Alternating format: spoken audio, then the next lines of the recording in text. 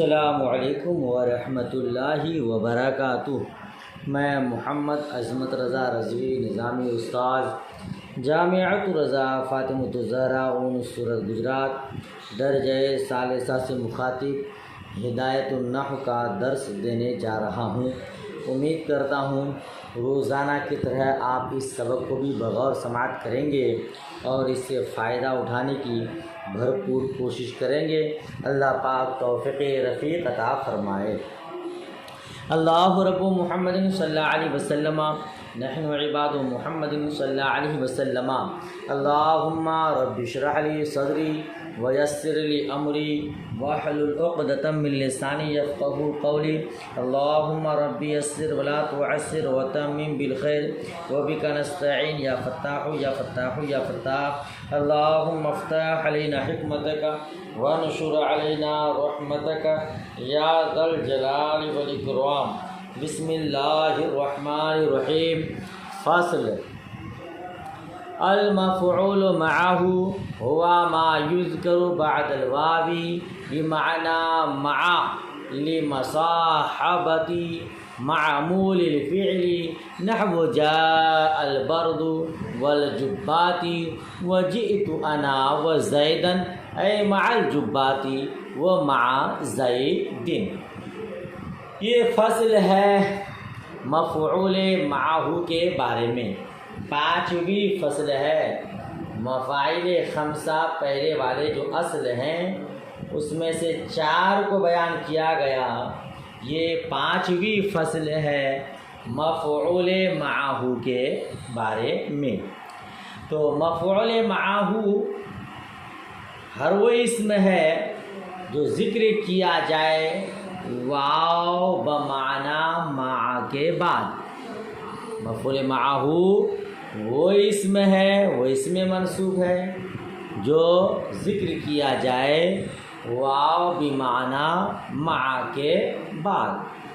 مع کا معنی ساتھ، یہ مصاحبت معمول الفعل، فعل کے معمول کے مصاحبت کے سبب، فعل کے معمول کے ساتھ مصاحبت کے سبب، یعنی فعل کے معمول کے ساتھ ہونے کے سبب۔ جیسے جاء البرد والجبات، آئی ٹھنڈی جبات کے ساتھ۔ واو کا معنی یہاں پہ مع ہے اور مع کا معنی جاتے ساتھ، یعنی ٹھنڈی اور جبہ دونوں ایک ساتھ آئے۔ ارے بھائی ٹھنڈی آئی کمبل نکلا، ٹھنڈی آئی جبہ نکلا، یہ معنی ہوا۔ تو آئی ٹھنڈی جبہ کے ساتھ، ہے نا۔ اور جئت انا وزیدن، آیا میں اور زید، یعنی زید اور میں دونوں ایک ساتھ آئے، ٹھیک ہے نا۔ تو یہاں واو کا معنی مع ہے، ساتھ کے۔ فعل کہتے ہیں مع الجبات و مع زید، یعنی جبات کے ساتھ اور زید کے ساتھ۔ فإن كان الفعل لفظا وجاز العطف يجوز فيه الوجهان، پھر اگر فعل لفظی ہو اور عطف جائز ہو، اس میں دو وجہ جائز ہے، نصب اور رفع۔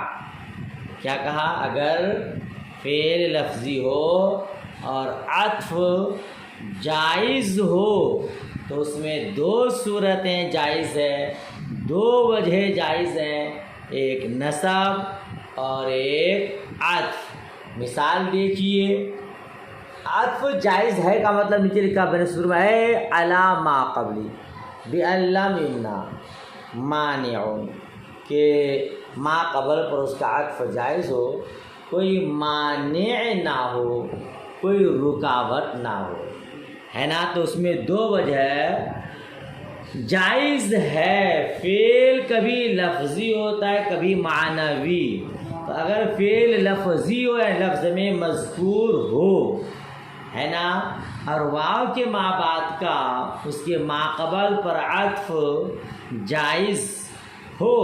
عطف جائز کا مطلب کہ عطف کرنا درست ہو. ابھی مثال میں آپ غور کریں گے تو بات سمجھ میں آئے گی. مثال دیکھیے، کہتے ہیں اس میں رفع اور نصب دونوں جائز ہے. جیسے جئت انا و زیدن و زیدن. جئت انا، جئت میں تا فاعل ہے اور اسی کی تاکید انا ضمیر منفصل ہے. اب انا ضمیر منفصل پر واو کے بعد جو زید ہے اس کا عطف کرنا جائز ہے. اور عطف کرنا جب جائز ہو گیا تو زیدن کو مفعول معہ کی بنیاد پر منصوب پڑھنا بھی جائز ہے اور عطف کی بنیاد پر مرفوع پڑھنا بھی جائز ہے، کیونکہ انا ضمیر منفصل مرفوع ہے نا. زید کو عطف کی بنیاد پر مرفوع بھی پڑھنا جائز، کیونکہ معطوف اور معطوف علیہ کا اعراب ایک ہوتا ہے. ٹھیک ہے نا. یہ انا جئت میں جو تا ہے اسی ضمیر مرفوع متصل کی تاکید ہے. تو گویا کہ انا یہ ضمیر مرفوع منفصل ہے، تاکید ہے تو وہ مرفوع ہے، اسی لیے اس کا مابعد زید جو معطوف ہے اس کو مرفوع پڑھنا بھی جائز ہے. سمجھ شریف میں بات آئی. تو یہاں عطف کرنا جائز ہے. وَإِن لَّمْ يَجُوزِ الْعَطْفُ تَعَيَّنَ النَّصْبُ. فعل لفظی ہو مگر عطف جائز نہ ہو. ٹھیک ہے نا. اسی پر فَإِن كَانَ الْفِعْلُ لَفْظًا وَإِن لَّمْ يَجُوزِ الْعَطْفُ. اگر فعل لفظی ہو اور عطف جائز نہ ہو تعین النصب تو نصب متعین ہوگا. مثال دیکھیے، جئت و زیدن. جئت و زیدن، جئت یہ معطوف علیہ ہے، واو حرف عطف ہے، زیدن معطوف ہے. میں نے تو بات سے کھولا. یہاں زید کا عطف جئت پر جائز نہیں ہے.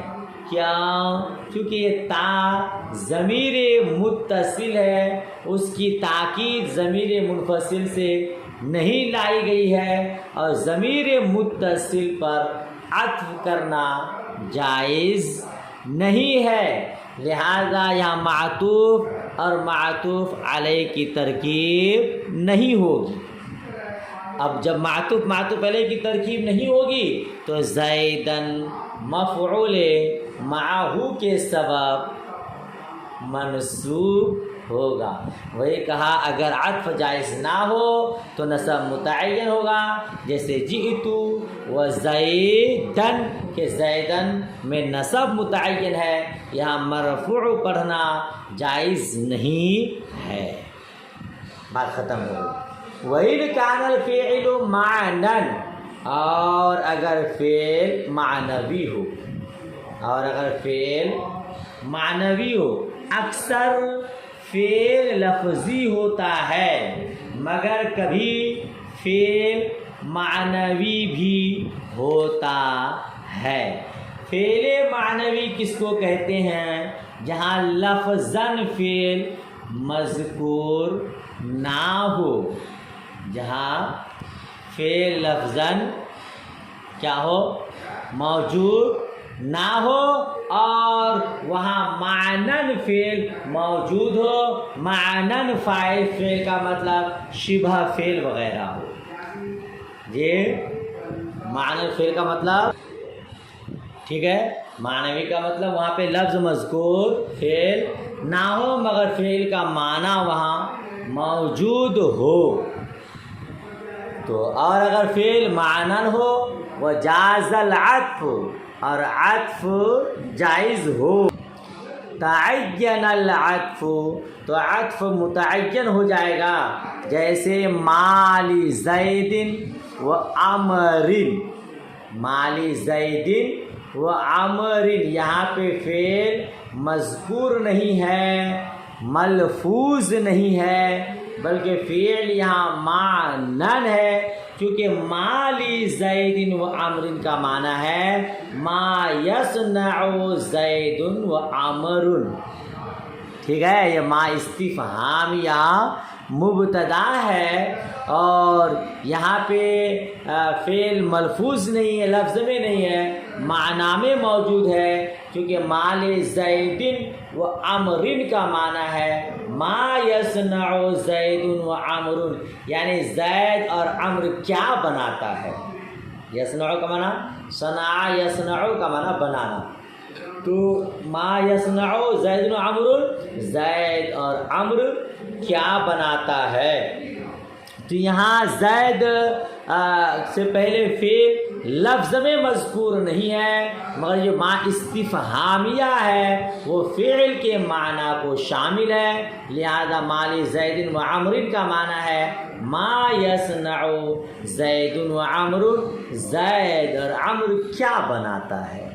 ٹھیک ہے، تو یہاں پہ عطف متعین ہے، لہذا اس کو منصوب نہیں پڑھ سکتے بلکہ مجرور ہی پڑھیں گے۔ عطف جائزے کا عطف متعین کا مطلب سمجھے، مالی زیدن، یہ زید پر عمر کا عطف ہے، زید معطوف علیہ ہے، واو حرف عطف عمر معطوف ہے، تو عمر میں عطف ہی متعین ہے، اس کو منصوب نہیں پڑھا جائے گا بلکہ حرف جار کی وجہ سے مجرور ہی پڑھا جائے گا۔ ٹھیک، وَإِن لَّمْ يَجُوزِ الْعَطْفُ تَعَيَّنَ نَصَب، اور اگر عطف جائز نہ ہو تو نصب متعین ہوگا۔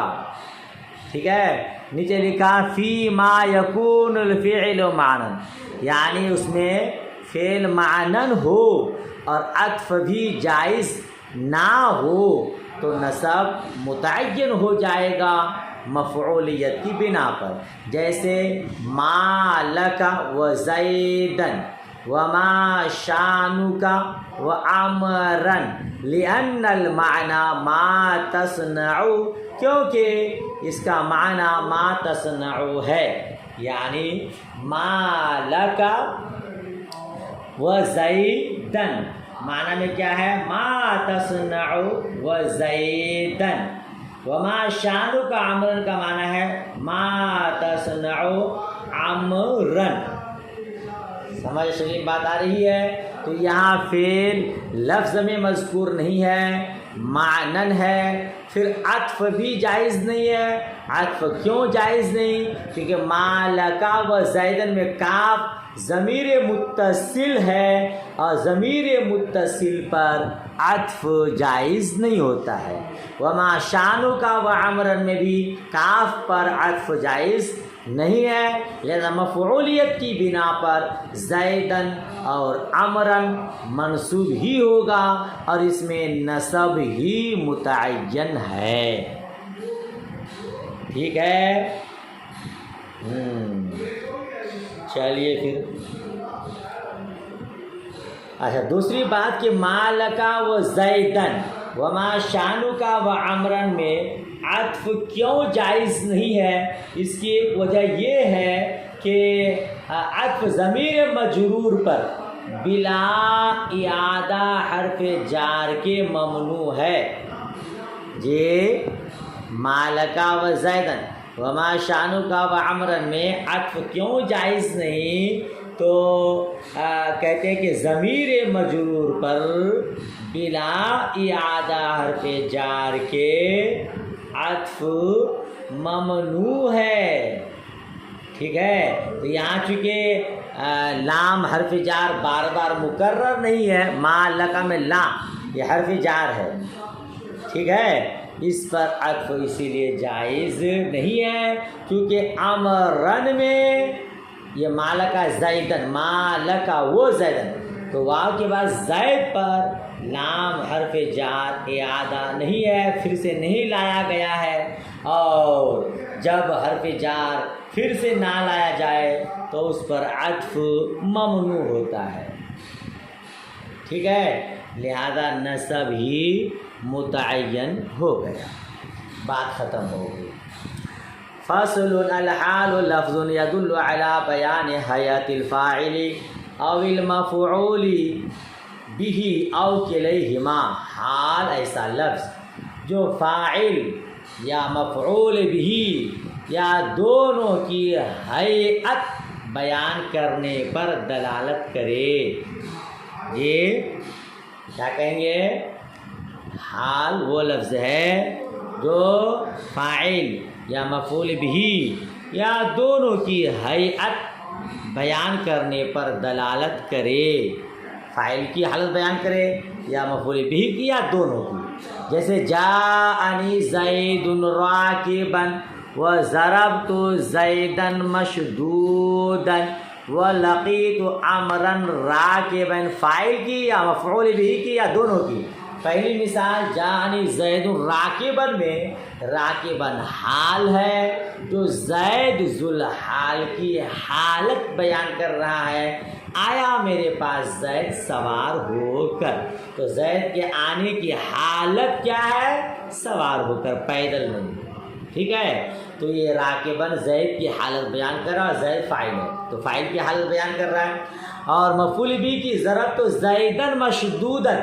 مشدودن یہ حال واقع ہے جو زیدن مفعول بھی کی حالت بیان کر رہا ہے.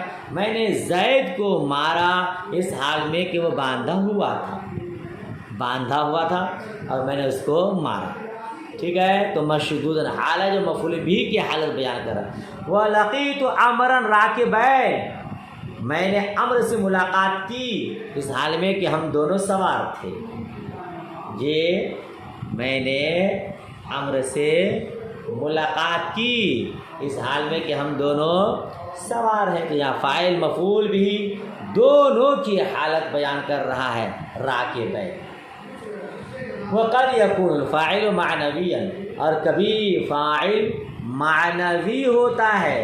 جیسے زید فی الدار قائما.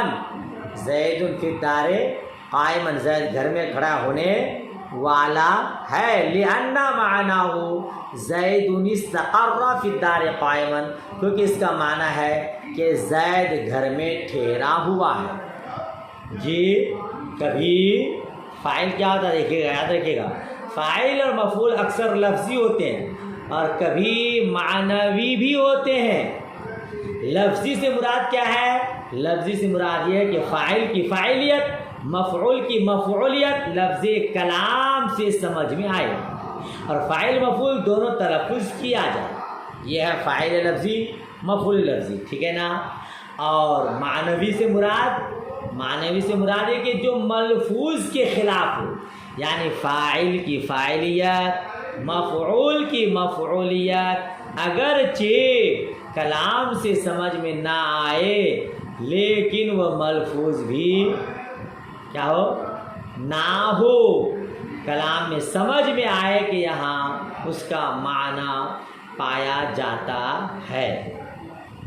فاعل معنوی ہو، مثال دیا زید فی الدار قائما، ہے نا، کیونکہ اس میں استقرہ کی ضمیر سے حال ہے. قائما استقرہ کی ضمیر سے حال ہے جو کہ استقرہ یہاں موجود نہیں ہے. ٹھیک ہے نا. تو یہ فاعل معنوی کی مثال ہے. وَكَذَا الْمَفْعُولُ، اور اسی طرح مفعول بھی کیا ہوتے ہیں؟ معنوی ہوتے ہیں. جیسے ھذا زید قائما، ھذا زید قائما فإن معنى المشار الیہ قائما، کیونکہ اس کا معنی ہے المشار الیہ قائما، جس کی طرف قائما اشارہ کرتا ہے، یعنی ہوا زید. یہ ھذا زید قائما، یہ کس کی مثال دے رہے ہیں کہ مفعول بھی یہاں پہ معنوی ہے. کیوں؟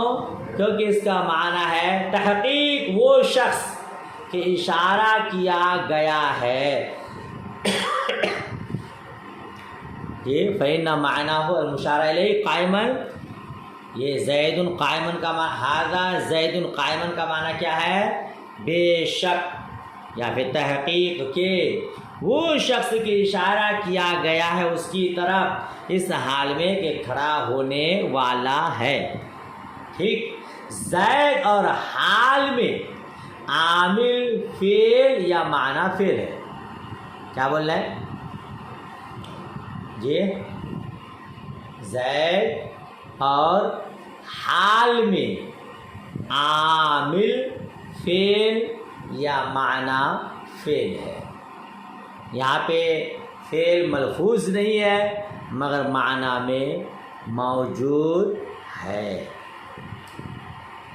ہاں تو یہ ہو گیا کہ اسی طرح مفعول بھی جیسے ھذا زید قائما فإن معنى والمشار إليه قائما هو زید والعامل فی الحال فعل اور معنی فعل اور حال میں عامل وہ فعل ہے یا معنی فعل ہے. والحال نکرۃ ابدا اور حال ہمیشہ نکرہ ہوتا ہے. جی اس کو بھی یاد رکھیے.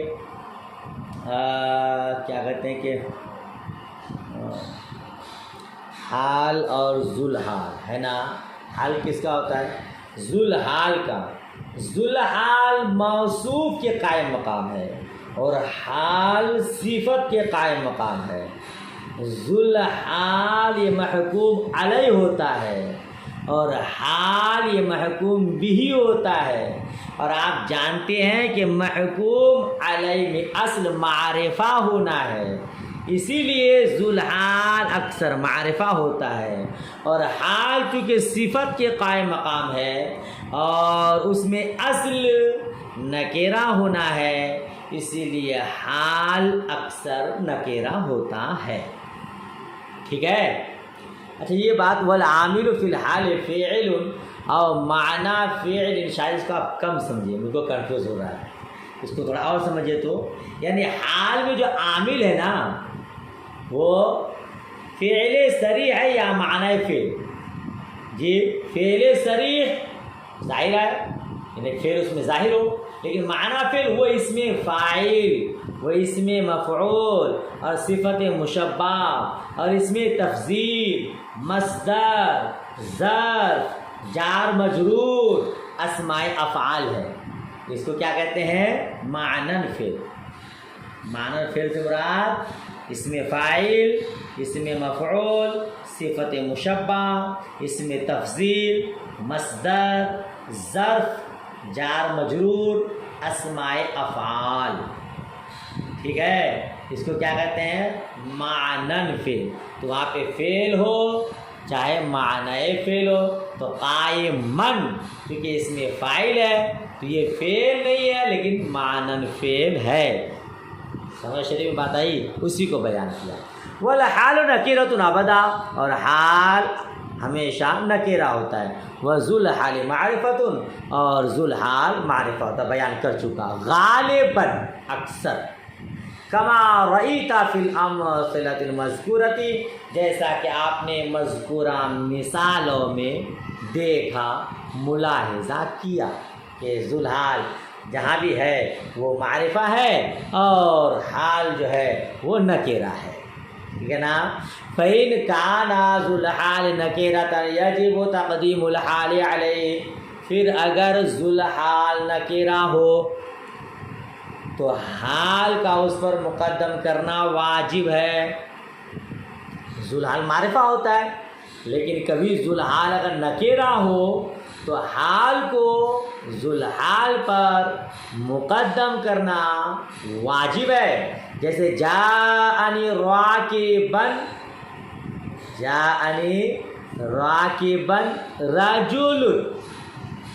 رجل یہ ذوالحال راکبن حال تو رجل ذوالحال چونکہ نکرہ ہے اسی لیے حال کو مقدم کیا گیا ہے. کیوں واجب ہے؟ لئلا تلتبس بالصفۃ فی حالت النصب تاکہ حالت نصب میں صفت کے ساتھ التباس لازم نہ آئے. ٹھیک ہے. اگر حال کیا ہو ذوالحال نکرہ ہو حال کو مقدم نہیں کریں گے تو جب حال کیا ہو منصوب ہو تو نصب کی حالت میں ذوالحال اور حال دونوں کے ساتھ مل جائے گا صفت کے ساتھ. یعنی سمجھ میں نہیں آئے گا کہ موصوف صفت کی ترکیب ہے یا ذوالحال کی ترکیب ہے۔ فی مثل قول کا، آپ کے قول کی مثل ایک مثال دے کے بتا رہے ہیں، رأیت رجلا راکبا، میں نے آدمی کو دیکھا اس حال میں کہ وہ سوار تھا، ہے نا۔ تو رجلا راکبا، آپ دیکھیے رجل یہ بھی نکرہ ہے اور ذوالحال ہے، راکبا یہ حال ہے۔ اگر ذوالحال کو حال پر مقدم کر دیں گے، حال کو ذوالحال پر مقدم نہیں کریں گے تو یہاں سمجھ میں نہیں آئے گا کہ ذوالحال حال کی ترکیب ہے یا موصوف صفت کی ترکیب ہے۔ رجلا موصوف، راکبا صفت۔ سمجھ شریف بات آ رہی ہے؟ کیونکہ موصوف پہلے ہوتا ہے، ذات ہوتی ہے، اور حال جو ہے یہ صفت جو ہے یہ بعد میں ہوتی ہے، وہ کیفیت ہوتی ہے۔ تو اب یہاں رجلا راکبا میں موصوف صفت کی ترکیب ہو جا رہی ہے، یا موصوف صفت کی ترکیب کے ساتھ التباس لازم آیا۔ اسی سے بچنے کے لیے کہا گیا کہ اگر ذوالحال نکرہ ہو تو حال کو ذوالحال پر مقدم کیا جائے گا تو سمجھ میں آ جائے گا۔ جیسے مان لیجیے آپ یہاں اگر کہتے ہیں رأیت راکبا رجلا، تو یہ موصوف صفت کی ترکیب نہیں ہوتی، کیونکہ موصوف صفت میں ذات پہلے ہوتی ہے اور صفت بعد میں، لہذا یہاں راکبا جو حال ہے وہ پہلے ہے، تو سمجھ میں آ گیا کہ رجل جو مؤخر ہے وہ موصوف نہیں ہے۔ سمجھ میں آ رہی بات؟ یعنی موصوف ہمیشہ پہلے ہوتی ہے اور صفت بعد میں۔ تو راکبا رجلا کہیں گے تو پھر موصوف صفت کی ترکیب نہیں ہو پائے گی، کیونکہ رجلا موصوف مؤخر نہیں ہوگا۔ اسی سے بچنے کے لیے کہا کہ حال کو ذوالحال پر مقدم کرنا واجب ہے جب ذوالحال نکرہ ہو۔ وقد تکون الحال جملۃ خبریۃ، اور کبھی حال جملہ خبریہ ہوتی ہے۔ یہ حال اکثر کیا ہوتا ہے؟ مفرد، لیکن کبھی جملہ خبریہ بھی ہوتی ہے۔ اب جملہ خبریہ ہوتی ہے، جملہ انشائیہ نہیں، ٹھیک ہے؟ جملہ انشائیہ نہیں ہوتا، کیوں؟ کیونکہ حال ذوالحال خبر ہوتا ہے اور خبر محکوم بہی ہوتی ہے، اور ظاہر سی بات ہے کہ جملہ انشائیہ محکوم بہی ہونے کی صلاحیت نہیں رکھتا، تعبیر کے ساتھ ہو سکتا ہے مگر وہ درست نہیں ہے، ٹھیک ہے نا؟